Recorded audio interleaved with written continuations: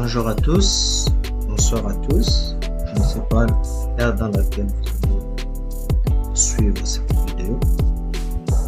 Alors, la fois passée, j'avais présenté dans mes shortlists où je présentais deux écouteurs que j'avais réussi,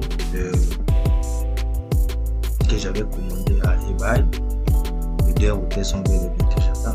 Comme je vous avais promis que nous va essayer un peu de faire des labs avec des équipements physiques. Alors, j'ai déjà reçu les deux écouteurs, mais je pense bien que le écouteur, vu que ce n'est pas l'écouteur new, je pense qu'il y a des configurations internes. Et aujourd'hui, dans le premier lab, on va essayer un peu d'écraser les configurations qui se trouvent dans les routeurs. Alors, sans plus tarder, j'ai branché déjà mon câble console.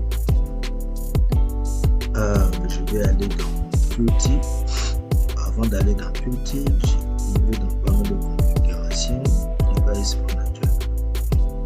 Le Device Manager, je vais regarder ici, port COM et LPT. Je peux vérifier, je suis connecté à COM 4. Et je rentre ici, je fais serial, je choisis COM 4. Ok, voilà, donc 1, 2, on a. On va essayer un peu de voir. Show running config. Ici, ça va nous montrer s'il y a des configurations à l'intérieur, ça va nous montrer toutes les configurations. On essaie un peu de changer l'apparence, on met la taille à 12. Voilà.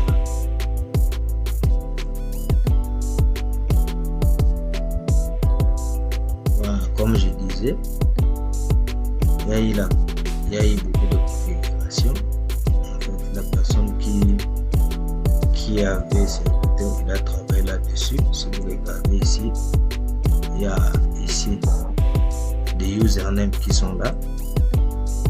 Là, des privilèges. Là, c'est pour l'authentification pour SSH.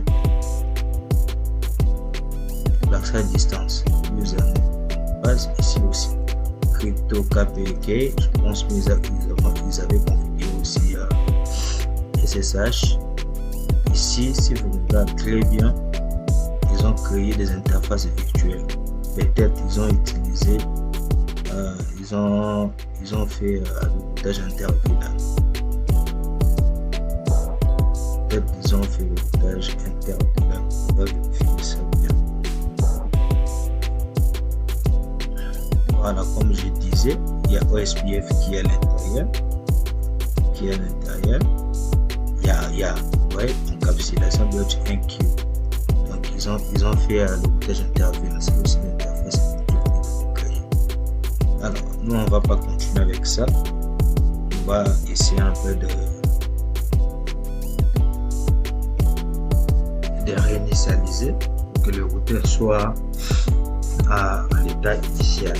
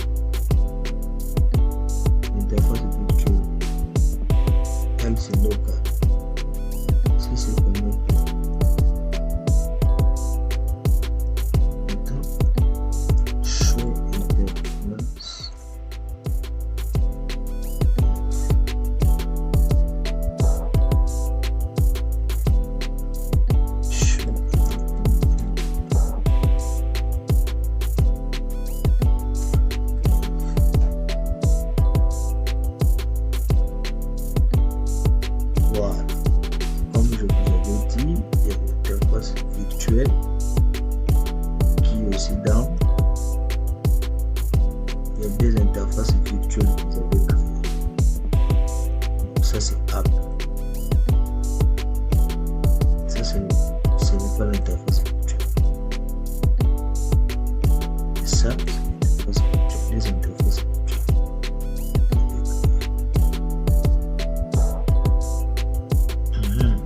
Ah, ça c'est Gigabyte 0/0.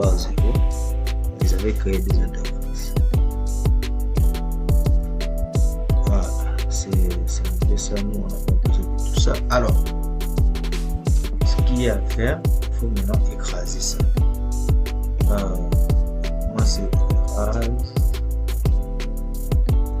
Startup. On va dire de confirmer. Yes. Je confirme. Et reload. Je confirme. On va attendre un peu. Voilà. On va attendre quelques minutes. Ça va réinitialiser, ça va complètement effacer toutes les configurations qui se trouvent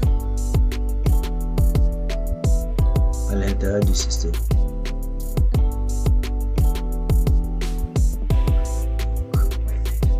On attend.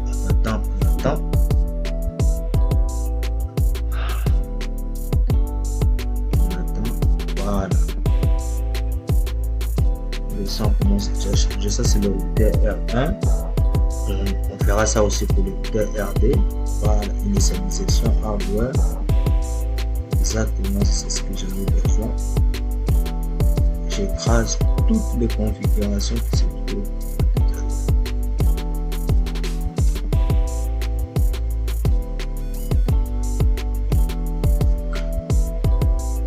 Patienter.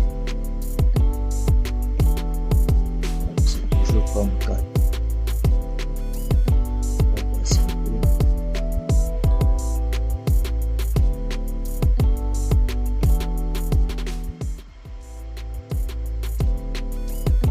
Mais si vous avez besoin de plus d'informations, voilà,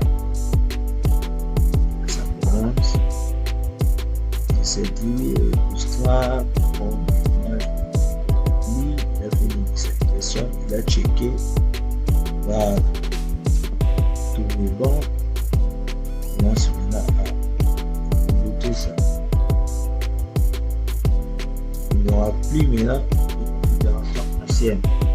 Parce que moi je n'ai pas besoin de ça. Moi je vais faire mes propres configurations.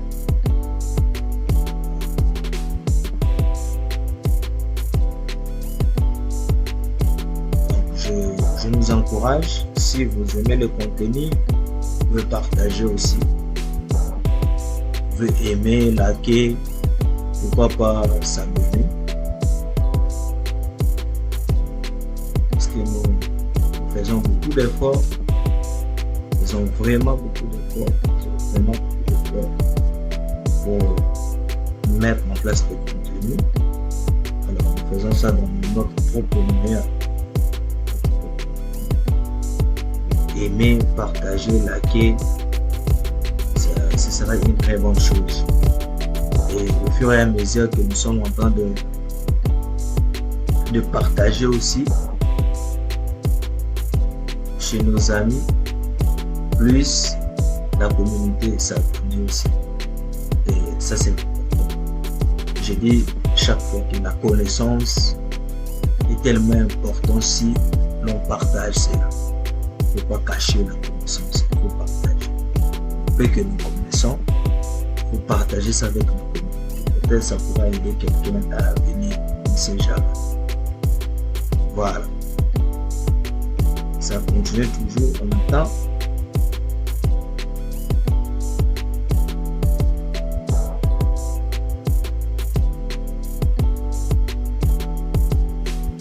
Nous attendons. Voilà.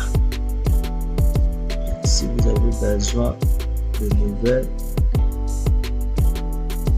vous pouvez aller dans le site officiel de Cisco.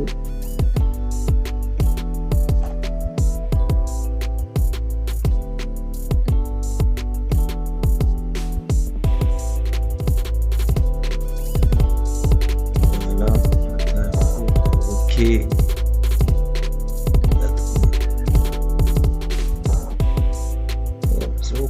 Faire le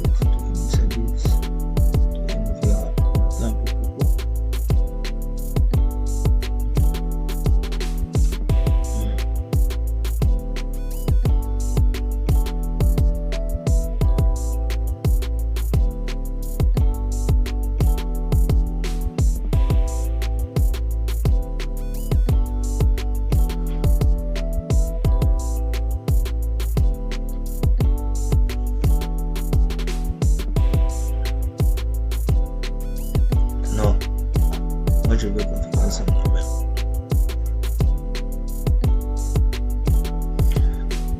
Do you like to enter the initial configuration dialog? Non, je ne veux pas. Ils vont fermer tous les points. Parce que je leur ai refusé qu'ils fassent la configuration. Je le refuse.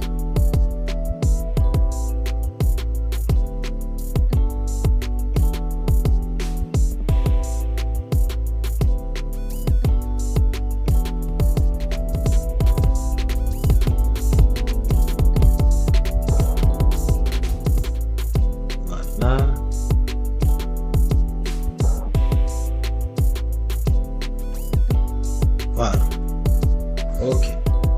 Si vous regardez bien ici, le nom a changé, ça devient simplement router. Alors, on vient ici, on fait show running pour configurer réellement si les choses ont changé. Voilà, hostname déjà c'est router.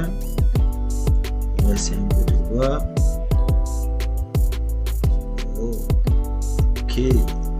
Ici, ok, voilà, il n'y a plus maintenant ici les interfaces les interfaces virtuelles, donc on sous-entend que voilà, il n'y a plus aussi les noms d'utilisateurs, le username qui était à l'intérieur, il n'y a pas aussi le SSH, le SNMP qui était configuré. Il n'y a plus, donc on sous-entend que tout est bien. On fait show flash pour voir ce qui se trouve dans la mémoire.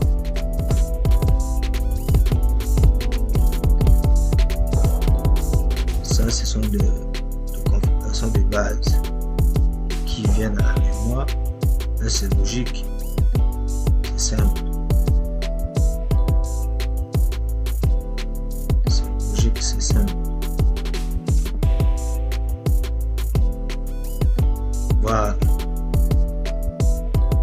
Voilà, c'est tout pour aujourd'hui. Nous avons essayé un peu pour faire le résumé, summary. En fait, nous avons acheté le routeur qui, je peux dire, de seconde main, de l'occasion, chez eBay. À l'intérieur, il y avait des configurations. Alors, nous, par rapport à notre propre lab qu'on va commencer à créer, on n'a pas besoin de ces anciennes configurations. Alors, qu'est-ce qu'on a fait?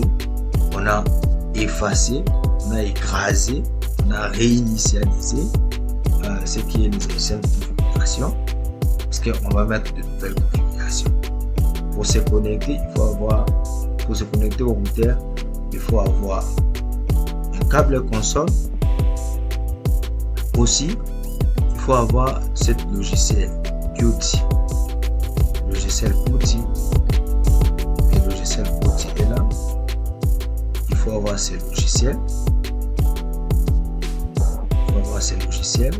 Alors, vous avez la possibilité de se connecter dans SSH. Si seulement si vous avez mis déjà l'adresse IP dans le routeur, ou si vous connaissez la configuration par défaut du routeur, vous pouvez vous connecter à travers SSH. Vous mettez ici l'adresse IP du routeur. Alors, dans mon cas, je ne savais pas la configuration, c'est pourquoi j'ai utilisé le serial. Alors, dans les serial, il faut savoir, lorsque vous avez branché votre câble série, il faut voir. Vous allez dans panneau de configuration, et puis device manager. Dans device manager ici, vous allez voir port, COM et LPD. Pour dérouler ISB serial device, c'est dans COM 4. Alors, si vous voyez comme ça, vous venez ici dans serial par défaut. Si vous cliquez dans serial, ça donne COM 1. Mais nous avons vu là-bas, c'est COM 4.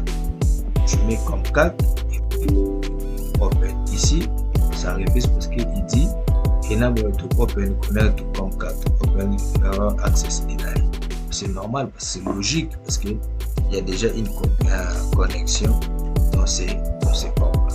Alors, c'est un peu ça la synthèse de cette vidéo d'aujourd'hui. Alors, si vous avez aimé, comme je disais auparavant, likez, partagez, pourquoi pas commenter, laissez une pouce de j'aime, partagez ça aussi avec vos collègues. À tantôt.